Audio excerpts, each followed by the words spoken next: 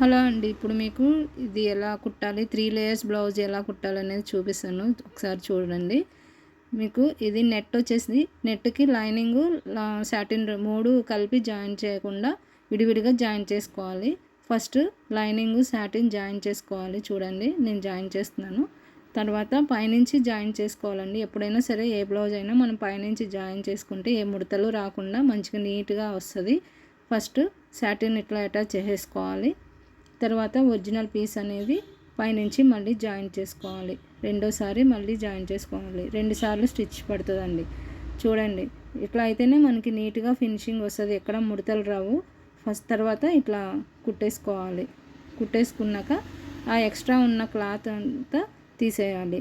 మీకు ఇలాంటి మంచి మంచి వీడియోస్ టిప్స్ కావాలంటే నా ఛానల్ సబ్స్క్రైబ్ చేయండి, లైక్ చేయండి. మీకు ఏమైనా డౌట్స్ ఉంటే కామెంట్ బాక్స్లో కామెంట్ చేయండి.